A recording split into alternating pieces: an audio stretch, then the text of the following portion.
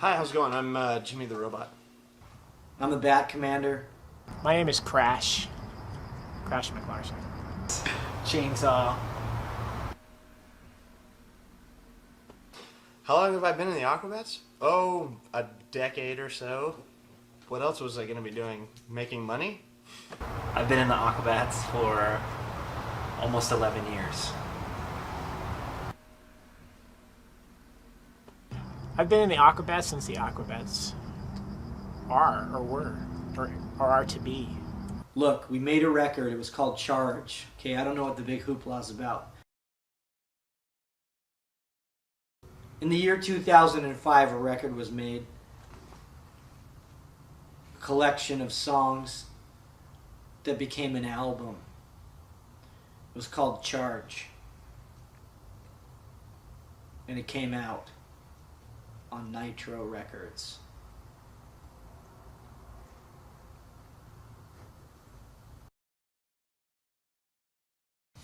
It took us 5 years to do another record, partly because we didn't have a record label, and that's mainly the main reason, is we didn't really have any place to go. And fortunately, maybe we got on Nitro.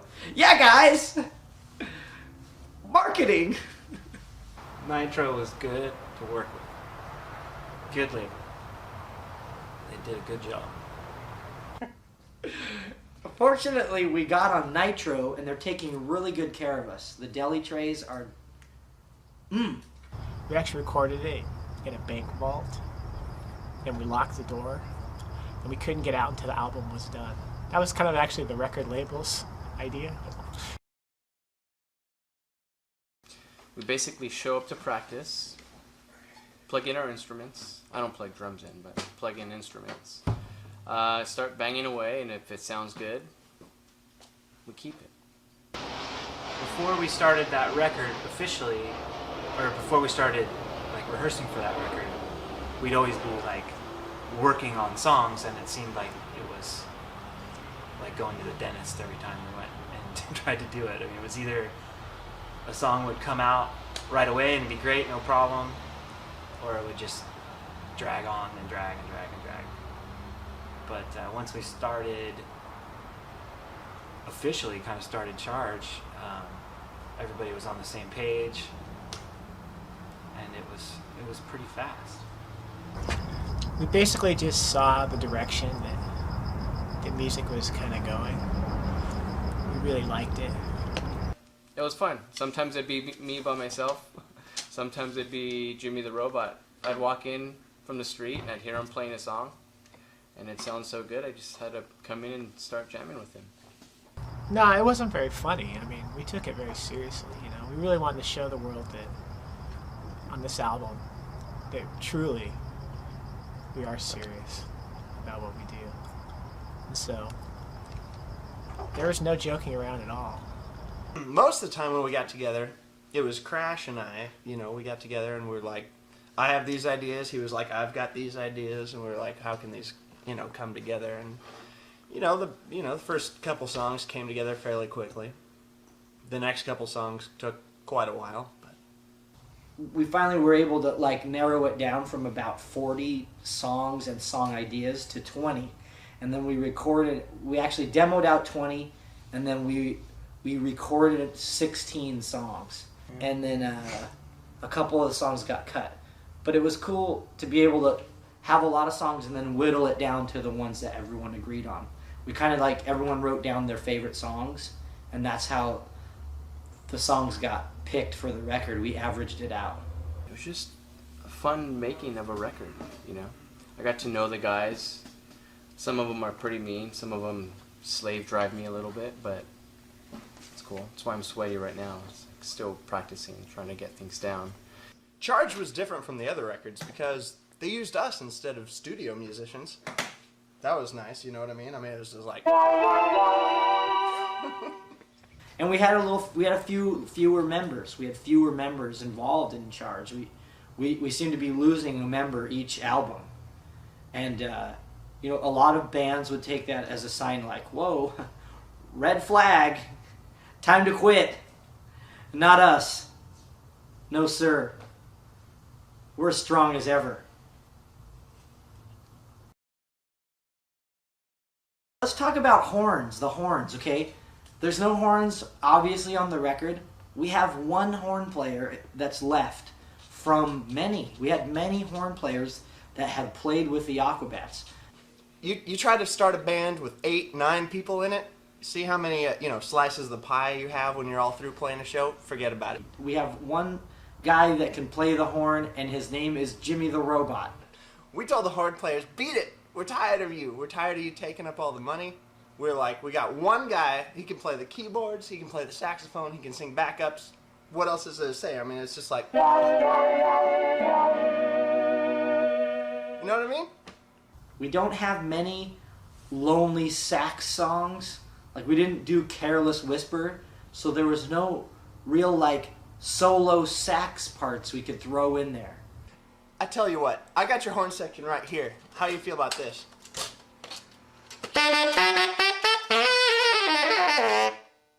There was a part in Plastic Lips where the robot was going to play a sax solo, but it just didn't fit. It didn't really fit the song. It sounded forced, and that was one of the things about maybe some of our last records, or the fact that we had tons of horns made us have to use the horns. And I think where we're at now with fewer members of the Aquabats, like, if we want to use horns, we can, but before we had to have horns in every song, and maybe they didn't always make sense for the song. And so I grabbed a keyboard and was like, how do you feel about that? You know what I mean? Cameron Webb produced the Charge. We worked with Cameron many times in the past. He's like a guru or some magical mystic. What about Cameron? Cameron was like an enchilada platter. You know, you got your main course, plus you got your beans and rice on the side. I mean, I was full immediately. He's like a garbanzo bean of red beet salads. He likes, he's like a... The thing about Cameron that's great is he hates everything you do. So you don't worry about what you do, you just do it, you know? I even came into him with lyrics, and I was ready to sing, and he was like, those lyrics are bad, go change them. I was like, they're the Aquabats lyrics. No one cares. But they somehow got better. We were like, how do you feel about this? You know, like... And he was like, no. Play this song. It goes like this. We were like, Cameron, you're a genius. We'll go with that one. He definitely pulls performance out of you. He pulled things out of me I didn't know I had, like fancy drum rolls, bad eating habits. Cameron is awesome because he told me that I was terrible every song, and it made me mad, and I knew what he was doing. It's kind of like when you use reverse psychology on someone and they know you're using reverse psychology, you might as well just drop it, you know what I mean? You might as well just tell them, like, look, let's do it again. But it worked. He kept doing it, and it made me more mad. It made me mad that he was just doing it in the first place. You know what I mean?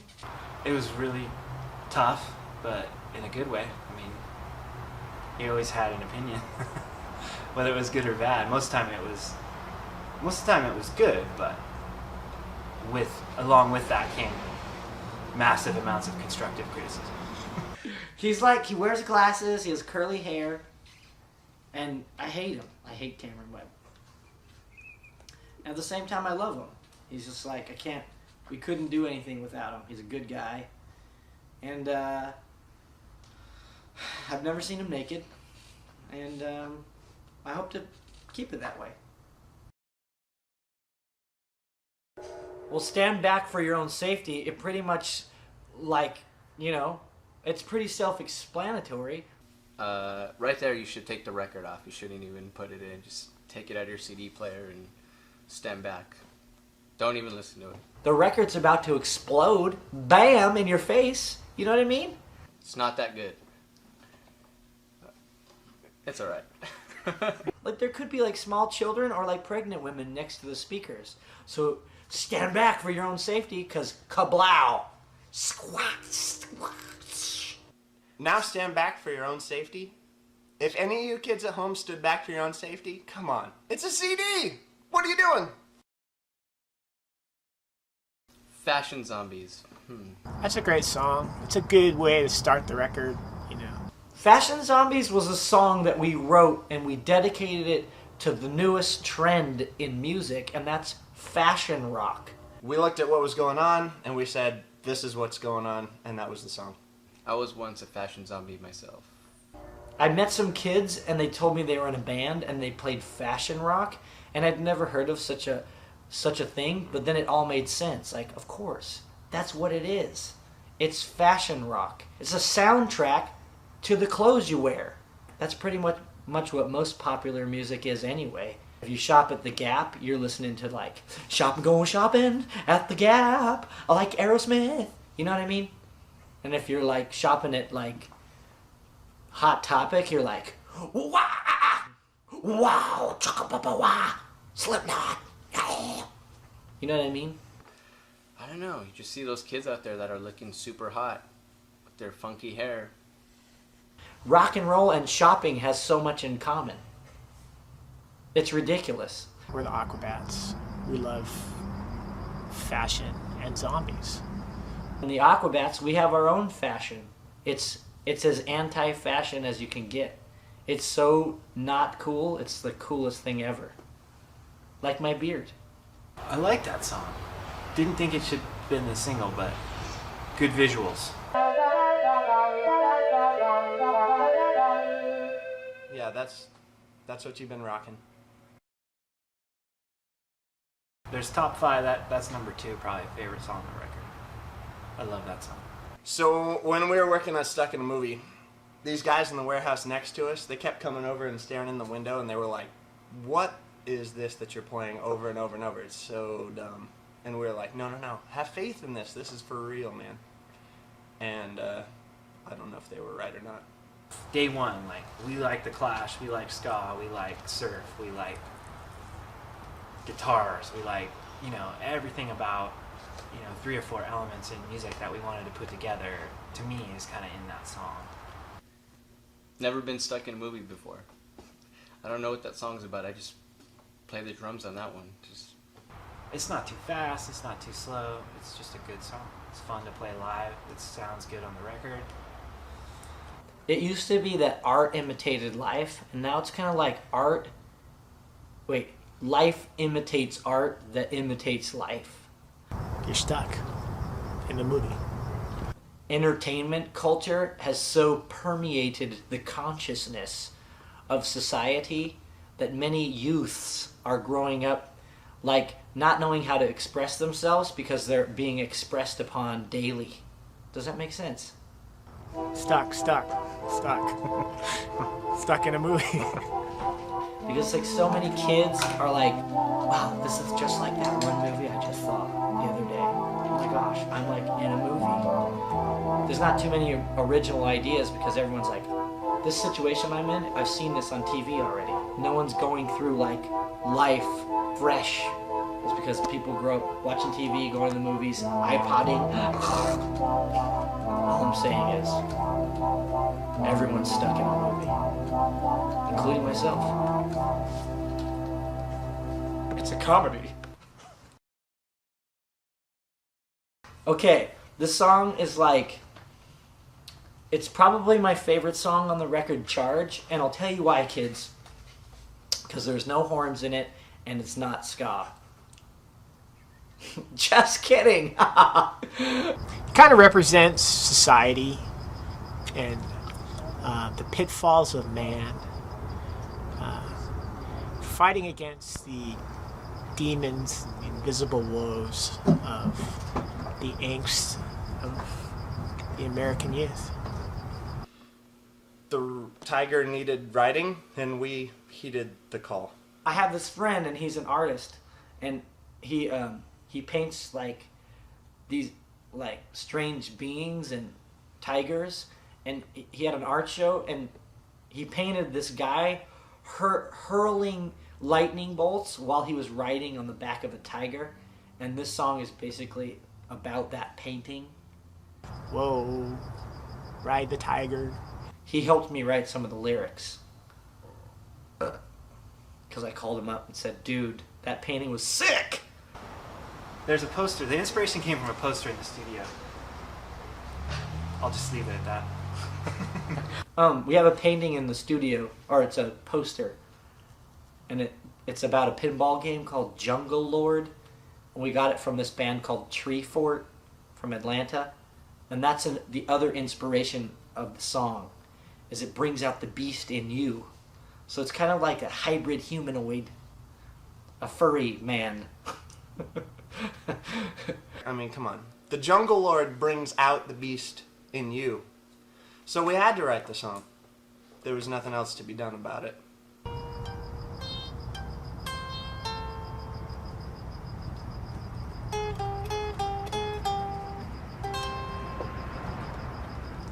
That's sort of like, that's, I guess, the tiger when he's sleeping, maybe. Tiger Rider! Nerd alert. Feel sorry for some kids out there. So Nerd Alert, I don't know what that song's about. Hey, welcome to the show. I'm your host, Captain Nerd. Let's face it, we're all nerds. If you're like if you're in the Aquabats or you're into the Aquabats, you're kind of a nerd. So we wrote a song called Nerd Alert, thinking that it would unite all the gangs and that we could take over the city. They tell me that I have writing credits on it, but I don't even remember what happened. I was a nerd. Everybody in this band, I think, is a closet nerd. They try to cover it up now, but they're nerds. You just take a look on stage. Every one of them. Bat Commander doing his funny dances. Crash playing his bass. Jimmy selling coins, being a nerd. Like, that's nerdy stuff, you know? Nerds will end up ruling. So if you're in high school and you get called a nerd by like Jocko Johnson or Flatiron Freddy, you know what I mean? Don't worry, because you will win. And that guy's going to be like sleeping on couches until he's like 40 and like doing cool stuff. And you're going to be like, you know, owning a mall and have like millions of dollars because you're smart. You're a nerd! But nerds win. Nerds needed alerting. We nerded their call. Good guitar riff, good singing. I like it because it's one of the faster ones on the record. There wasn't a bunch of super fast songs like most of our records have, but it's good. A dork is someone that is like trying really hard to fit in but will never make it. And a nerd doesn't care. Like, a nerd doesn't want to fit in. A nerd just likes, you know what I mean? Like, Magic the Gathering. I'm in.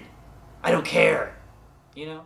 A nerd's just like, let's go home, let's read this HTML file, and let's do Flash on the computer. Let's build our own Flash games, and we'll make it, and we're going to learn, and it's awesome.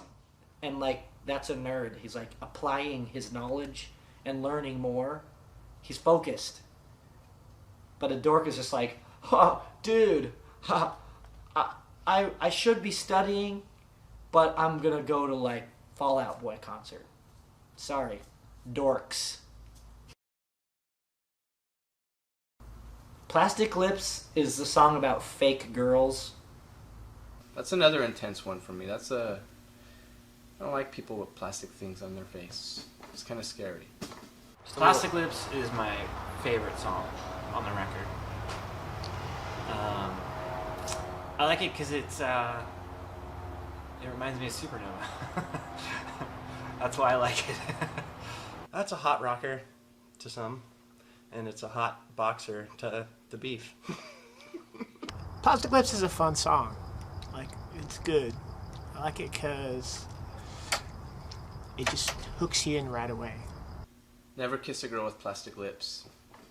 There's so much like finger pointing at fake girls. Like, oh, that girl's fake. Like, she's augmented herself. She's done things to herself, or like, she feels like she has to do this to fit in, but what really it is like there's a line in the song that says like, I'm starting to think I'm artificial too, or you may think I'm artificial too. Because really it's guys, it's stupid fake guys that make girls do that. The girls like feel they have to fit in with guys' image. Don't get anything plastic on your face. It's no good. It's not mean though. It's just a fact. I'm just saying. Look at Me, I'm a Winner is just bam. Just epic arena rock killer song.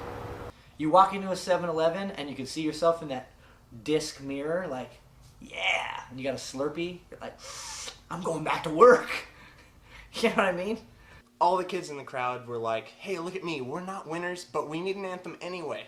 So we just decided to say, you know, look at all you all, and look at all us all. We're all winners, right?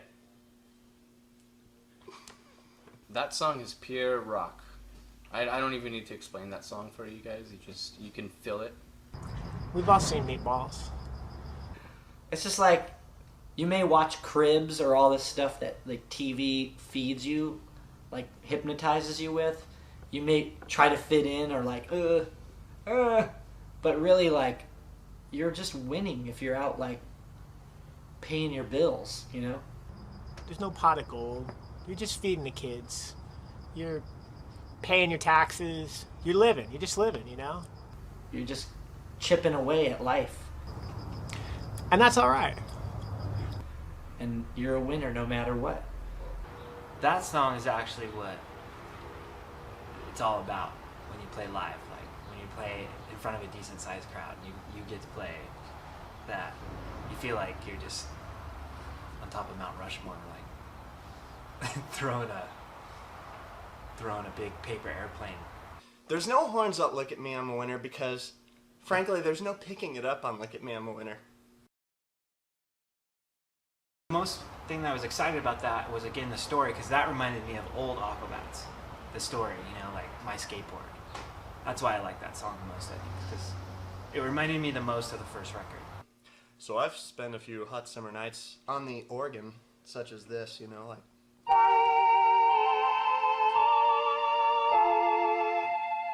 So Crash and I got together and it was like, hey, some hot summer nights need to be on the album. And so we, decided to lay it down like so.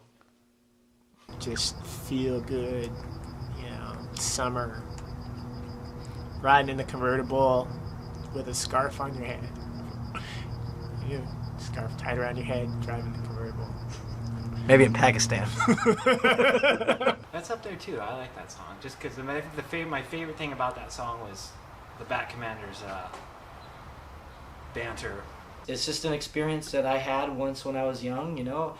I met a girl and we had a great day together on the beach, and then she just told me she was going to Alaska to, work on some iceberg, and I was just like, what? Are you serious? And then I saw her later at a party, and she said she was her identical twin sister, and it was really her. It hurt my feelings. Cut. Because I think we've all felt that way at one time, like just totally dissed by some. You know what I mean? Like, I don't know how else to put it, but. Yeah, I grew up listening to Van Halen and just feeling good, you know. You listen to Van Halen, it makes you think of summer and like not wearing a shirt and riding a skateboard, you know. I think that's hot summer nights, you know. It just paints a really good visual of the dude that was behind that story. So after that comes Hot Summer Sasquatch, which didn't quite make the record, but you might get it sometime in the future. Just listen close. Meltdown, however, reminded me of kind of the new Aquabats, where it was like, we were kind of took the old Aquabats and put some of our, high school influences in it. I think it's weird to say Aquabats and Black Flag together, but I think everybody in the band really looks up to those old records. So Meltdown is a song about melting down. What else? Meltdown. Okay, meltdown happens when, you get bummed out. Meltdown is about, really, it's about what you think it's about. Read into it. It's kind of where Meltdown came from, just sort of like my youth, riding my BMX bike with an aluminum bat taped to it. That's sort of a song we're talking about. The inspiration came from anger. It was just pure anger, I just can't take it anymore. Personal experiences, just being in a band. It's because our record's so darn good and no one's going to buy it, they're going to download it, and so I had a meltdown. New Aquabats, old Aquabats, still the Aquabats.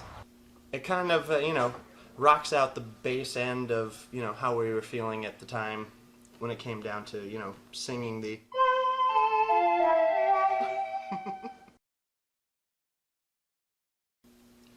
So then there's Mechanical Ape. I don't play keyboards, I don't sing, and I don't play horns on this one. It's the only track that I had nothing to do with. Sonically, really, really good sounding, I think, came out of the record. One of the best sounding records, or best sounding songs on the record, I think. Oh, Mechanical Ape, the song we never play.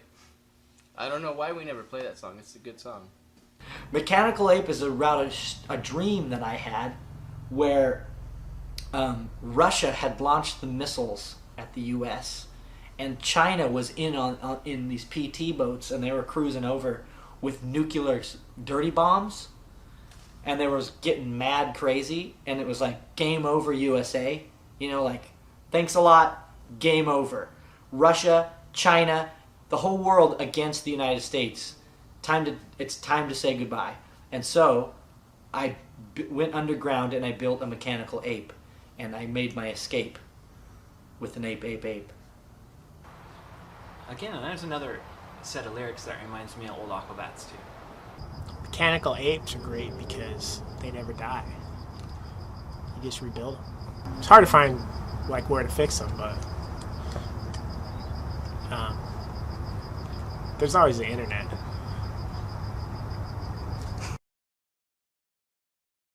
Demolition Rickshaw is a true story that happened in Nanking, China in 1899. A man named Dervish Wilshire took the demolition derby idea to China, but they didn't have cars yet, so they ran into each other with rickshaws, and only 2 people died. For me, Demolition Rickshaw was just a good idea from the beginning, I mean, I've always loved rickshaws, and I love demolition derbies.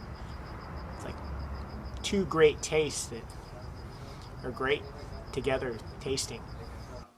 Truly a joint that, couldn't have come along without some, funky influences from our man the Chainsaw, the Prince of Karate. Did I write that? I didn't write. I read half that. You wrote most of it. That's all you. It's not one of my. It's definitely down at the bottom as far as fate, but I like that song. I like all the songs. It's just there is a pecking order. I could lay them out. My dad listened to disco in the 70s, and that's where I might have heard the disco backbeat that you hear in the breakdown of Demolition Rickshaw.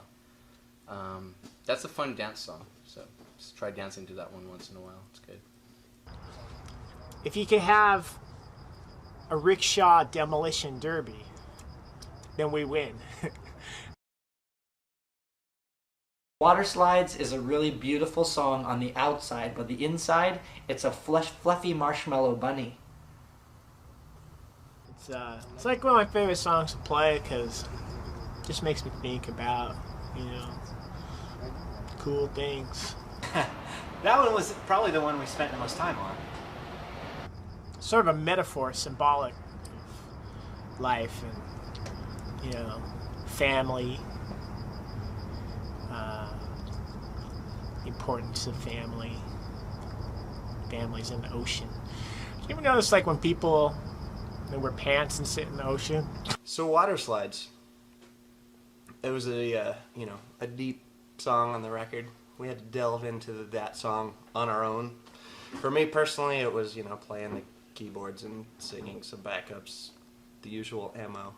The original idea for Water Slides, we had a budget to record that one in Jamaica, in a studio with a dirt floor, with one microphone. We weren't going to be in the studio, we were going to be outside of the studio recording with the one microphone, because that's how they used to do it in the old days. And we just had this idea, like water slides, like for some reason Jamaica dirt floor studios recording outside with one microphone came into play, and we're just like, let's do it. So we got a budget, and then when the budget got passed over to the higher ups, they decided it wasn't such a good idea, so we did it all with Cameron Webb in a cement floor studio. Song came out good though. I think we got the point across. Yeah, I mean the ocean is like we all live and breathe by the ocean. We came from the ocean, maybe, probably not. I love that song. That's definitely not something we've ever laid down before, I don't think. You know what I mean?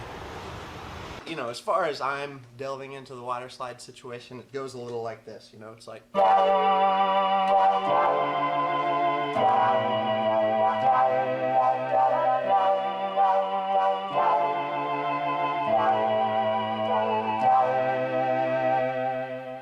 That's what water slides means to me. We were worried about that song coming out too serious, but I don't think it mattered. It was, I don't know. If you don't like the fact that the Aquabats wrote it, just picture some other band playing it. Maybe that'll help. I don't know. You know what I mean? I don't really like that song because it didn't turn out how I wanted it. I wanted it to be really heavy. I wanted to go wah, but everyone was like, "That's been done." I was like focused on that. I was focused, and I got outvoted. So I hate that song. I'm just kidding. I only hate it because it's ska. The kids love the Awesome Forces, and I think it's because it's a good ending song for the Aquabats, and the kids like to see a happy ending. It's a crowd favorite. It's a fan favorite. It's a fanny crowd favorite. That was one of the older ones we've had for a long time. So I was kind of sick of that song when we recorded it, but it's a super good live song because it's kind of like our old original theme song, but up to date, sort of, And it has a cool, kind of Super Suckers spin to it that I liked. Super Suckers, Smoking Popes. Go figure. Two different things, but somehow I feel like they're both in that song. I love Awesome Forces. It was co-written by our man Prince Adam, who was once in the Aquabats and who may return to the Aquabats, but who knows? He's a prince. He can do what he wants. Right now, I think he's out playing polo in some field in Ghana, New Mexico. I don't know. Who knows where he is? Maybe he's searching for gold doubloons in the Spanish galleon under the ocean. It's very intense, very fast-paced. It's got that two-step backbeat. My mom used to listen to two-step back when I was that big. Sitting on the floor, she'd be sweeping, two-stepping, listening to that down, down, down, down, down, down, down, down, down, down, down. So we decided to throw that little shuffle into a number we call Awesome Forces. The point is, have you seen us, the Aquabats? We summon awesome forces. We're the ones the myths and legends talk about. And so far beyond your definitions, we cannot die. Or shave. That song was really good in the practice studio. But it seems like when we recorded it, it just didn't stand out enough to go on the record. But I thought, before we went in and recorded it, I thought that was going to definitely be on the record. Cheeseburger Politics was a song I was kind of bummed it didn't make the original record, and I'm stoked it's coming out now because it's a great name for a song, Cheeseburger Politics. Did we write that song? We wrote that, Cheeseburger Politics. I forgot about that one. So, cheeseburger politics. People tell me it's too early in the day for cheeseburgers. And I say, cheeseburger, cheeseburger, cheeseburger, cheeseburger, cheeseburger. Cheeseburger politics is about working at a job that like takes itself way too seriously, and like you're just working there because you just need a job, and then everyone there's trying to like get you fired from the job that you don't care. You just want a paycheck. Like you just want to go get paid and go home and not think about your job.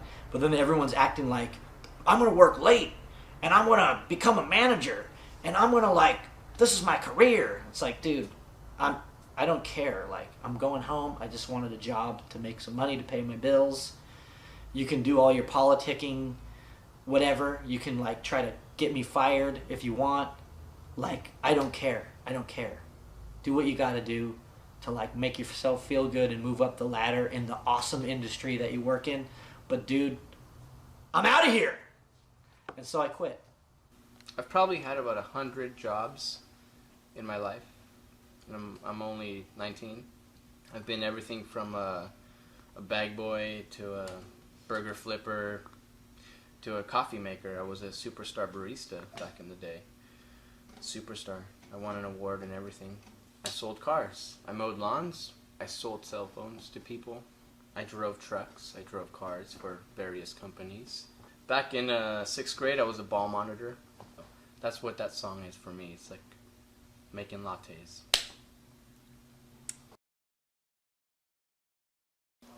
Video Night is this hot track that goes, I don't know. I didn't write it.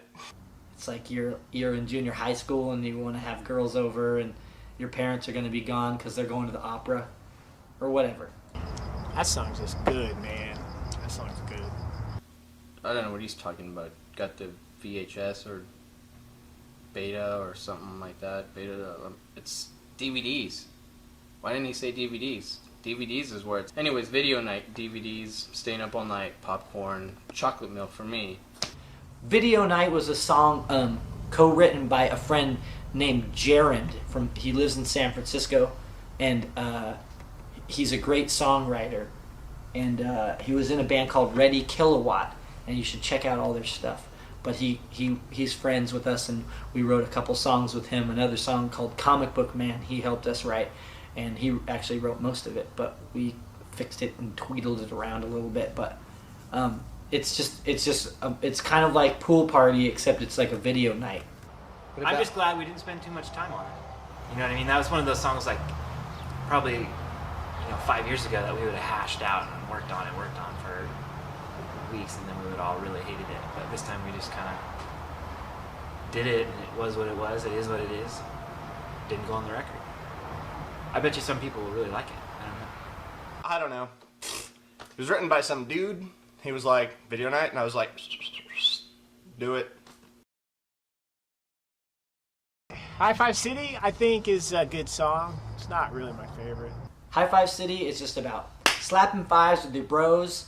It's a great concept to live in a city where everyone slaps high fives and everything's great. The idea of High Five City is rad, because we all want to live in High Five City. But really, what High Five City represents is an Aquabats concert. Can I get one? Anyone? High five? When you guys come to the concert, everyone's slapping high fives. That is High Five City, whether it's in Cleveland or Atlanta or Tallahassee or the El Rey, Los Angeles. You're gonna slap high fives all across the nation. That's what we do when we're on tour. It doesn't matter. High Five City is wherever the Aquabats are, and kids follow. It's like, that's where the city is. High five! High five! Somebody has a problem, you slap them a high five. Somebody gets mad at you, you rear end somebody in your car, get out of your car, high five them, it's okay. They tell me that High Five City is a hot track, but I don't believe them. It was a little too corny even for us, I thought. But good music. I mean, it was so, like, the arrangement and the music was amazing. And the melody was good. I just felt like, I don't know. It just got kind of gay by the time we finished it. If only more people could hear the song and the lyrics and how deep they are, I really think that there would be not as much war. I think we'd pull out of wherever we are fighting right now. I don't know, somewhere. Like, I forgot where we are fighting right now, but So in closing, would I write another record like Charge? No. What I remember the whole time is thinking, I wish we would have made this record 4 years ago. That's all I can say. I think Charge is the glue that glues the Beatles and Linkin Park together. It's all the same 3 chords. What's the difference? It's just haircuts. Just Charge was an incredible experience I'll always remember and never cherish. I mean, I'll always cherish and never remember. I mean, I'll never forget and always remember. If I could make another record, I would call it Charge.